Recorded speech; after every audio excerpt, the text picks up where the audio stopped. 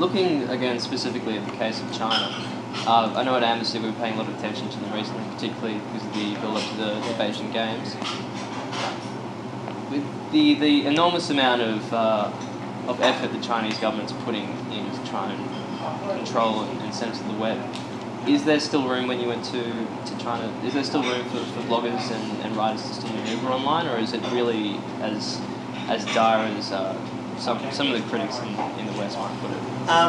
The internet in China is heavily censored and heavily monitored and heavily filtered, and much of that filtering, or some of that filtering, is being assisted by Western multinationals. Google, Yahoo, Microsoft, Cisco, amongst others, who have in the last 5 or 10 years discovered there's a massive market there that they can tap. So, and as Amnesty amongst others have written about, Yahoo is the most egregious example. For those who don't know, there was a famous case a few years ago where there was a Chinese web user, Yahoo, the Chinese regime wanted that person's information, Yahoo gave it to them, and that person, Xu Tao, is now in jail for 10 years. There are many examples like that. Yahoo, I think, without defending them, I think actually weren't probably fully aware of the ramifications of keeping their servers in China itself.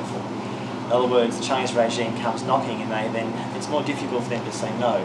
Google, with all its faults and its complicity with the regime, has actually kept its servers outside of China. So the theory being that if Chinese government official X comes to their door and says, can you give us information about this guy, they're more likely and more able to maybe say no. Now, Google has done a lot of bad shit in China, so I'm not saying they're the good guys and Yahoo are the bad guys, but they, I think, have learned their lesson from what Yahoo did. In terms of what's happening in China itself, to me there's this sort of weird situation where a lot of people don't feel that the restrictions actually are a problem, if that makes sense. Study after study in China seems to say that the majority of people believe there should be some censorship. Now, how accurate those studies are maybe is questionable, but most of them have been done for a number of years, over and over again. There's a belief there should be some filtering or some censorship. The majority of Chinese people who want to get online and write about issues generally can, because most of them don't write about politics.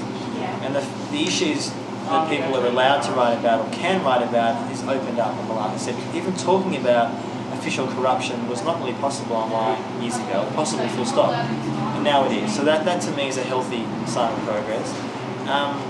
Having said all what I've just said, the infrastructure of what China has developed is now being exported to other countries.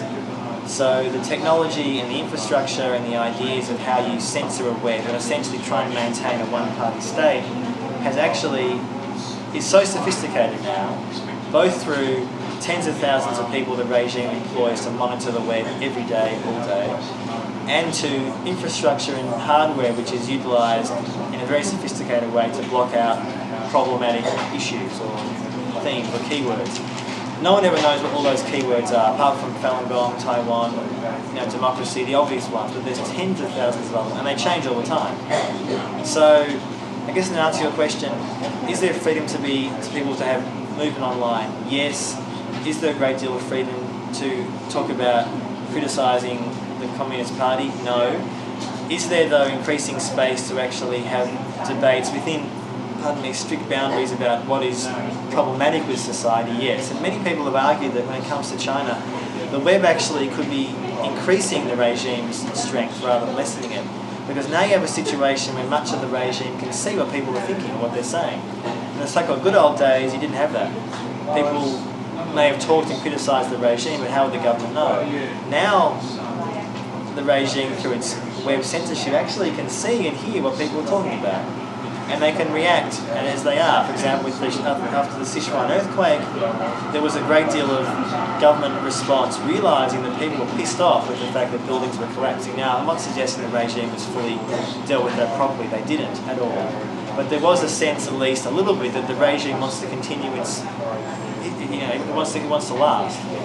And I think only a fool would say that the Chinese Communist Party won't be around in 20 years. Now, I could be wrong, no one has any idea, but I think the regime in some ways is likely to survive. It will adapt and change.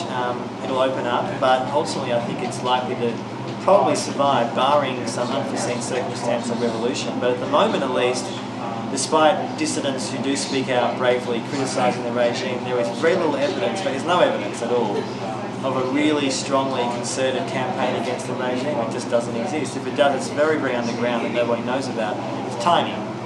So I'm actually really optimistic about China, actually, even though I spend a lot of my time criticising it a lot, including in my book. But I'm optimistic about it because, well, I guess I hope there's more pressure on them to open up, which I think is happening slowly. And I think one thing I wrote about for Amnesty about the last few months was too much of the Western commentary about China is bashing China, which causes the Chinese people themselves to get their back up. It increases a nationalistic surge, which helps nobody. And I think engaging with Chinese people and actually hearing what they have to say, I mean, the idea even of reading Chinese blogs in English, say, and hearing what they have to say is really important, and you just don't even find that in the Western media at all. I mean, it seemed to me would have been great in the last few months when the whole Tibetan protest happened and the torch relay. Now, all we got in the Western media was that Chinese people are pissed off that they're being criticised. That was true, that is true. But it was often far more nuanced than that. And it's very easy, at the click of a button, to find out what these guys are saying in China. Why doesn't our media write about that? Because it's too easy simply to say Chinese people are all kind of brainwashed. And some are, many are, but many are not. And I guess the online world and blogs give you a chance to see a different side of China, which you don't read that much in our media.